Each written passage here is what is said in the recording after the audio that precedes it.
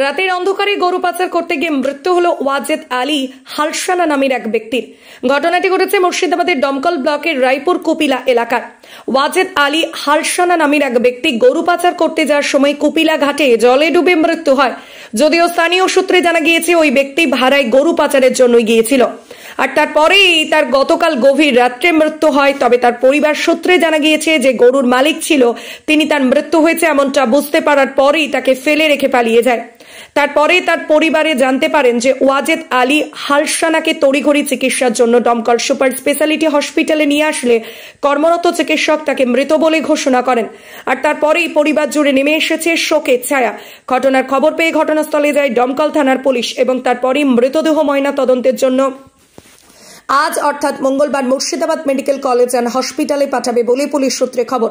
তবে প্রতিনিয়ত জেলার বিভিন্ন প্রান্তে নাকা চেকিং করা হচ্ছে পুলিশের পক্ষ। তারপরেও কিভাবে সক্রিয় হচ্ছে পাচারকারীরা, তাহলে কি পুলিশের মদদেই চলছে রমরমিয়ে গরু পাচার? ভাইটাকে দুটো সেরি নিয়ে গেছে, জলে ডুবে মারা গেছে, ওরা দেখে নিখো। পরে ওরা দুই ভাই তুলে এসে ডাঙাতে দিয়েছে, আমাদের সংবাদ দিয়েছে। আমাদের কুপিলা ঘাটে। কি করতে গিয়েছিল? আমি মোষপার করতে গেছিলাম। মোষপার করতে? ব্যবসার মোষ? হ্যাঁ, ব্যবসার মোষ। দিয়ে ডাইকে নিয়ে গেছিল, দিয়ে তো ডুবে গেছে। তারপরে পাই না ওদেরকে, সেবারে খুঁজিয়ে লেছি। তারপরে দেখা আছে কারাটাকে নিয়ে গেছিল, লালটু আর কালটু দুটো। ওরা কি? ওরা আমাদের পার্শ্ববর্তী বাড়ির। ওরাই ব্যবসা করে? ওরাই ব্যবসা করে। কোথায় পার করতো এই মোষ? কোথায় পার করতো তা জানি না, হোক কিন্তু ঘাট পার করে উল্টো কোনো জায়গায় হয়তো নিয়ে যেত বা কোনো এলাকায় বিক্রি করতো। মোষ কোথা থেকে এসেছিল? গাড়িতে করে ব্যবসা করে, সেটা গাড়িতে দেখি নামিয়েছে। রাত্রে কেন? হ্যাঁ, রাত্রিতে কেন হয়তো 2 নম্বর ব্যবসার গরু মোষ তাইলে হয়তো। এখন তো মোষ পার করা অবৈধ ব্যাপার। অবৈধ ব্যাপার তো আমরা জানছি, কিন্তু পুরা তো অবৈধের ভিতরে। ইনি কি যুক্ত ছিলেন ওই কাজে? না না, শুরু করে ঘাসের ব্যবসা করে। গোটা এলাকার লোক জানে যে ঘাসের ব্যবসা করে, ঘাস বেচা কিনা করে। ওই মোষ পার করার জন্য ডেকেছিল? হ্যাঁ, মোষ পার করার জন্য। মানে এনাকে লেবার হিসেবে টাকা দেওয়ার হয়তো। কি হয় আপনার কি হয়? এটা আমার ভাই। এই মোষ পার করার ব্যবসা এমনি কতদিন থেকে করে এই কাজ? এরা ব্যবসা প্রোগ্রাম মেলা দিন থেকে করে। মানে আপনার ভাই মাঝে মধ্যে যায়? মাঝে মধ্যে মনে হয় যায়। আচ্ছা, এই ঘটনায় ওই লালটু আর কালটুর নামে কি অভিযোগ করবে? অবশ্যই করতে হবে। আমার কিছু কি মারা গেল, আমার গাড়িটাকে নিজেই মারি ফেললো, সেটা জানে না। বলেন, আমরা চায়ের দোকানে চা খাচ্ছিলাম। হ্যাঁ, তো চা খাচ্ছিলাম, তো হঠাৎ করে ধরলেন আওয়াজ আসছে, চিল্লি আওয়াজ আসছে। আমরা দৌড়ি চলে আসলাম।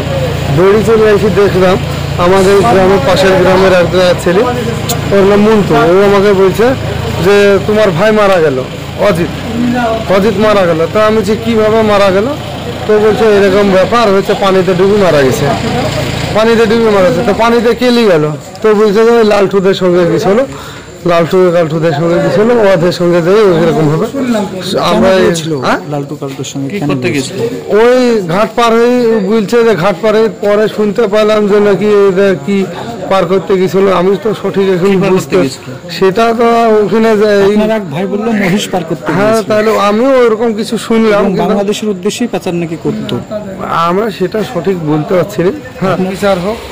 হ্যাঁ, লিখিত অভিযোগ অবশ্যই লিখিত অভিযোগ করবো আমরা। যারা আমাদের এইরকম ভাবে হয়েছে বা জানে যে ছেলেটা হচ্ছে সাঁতার জানে না, কিছু না, তাদেরকে নিয়ে গেছিল।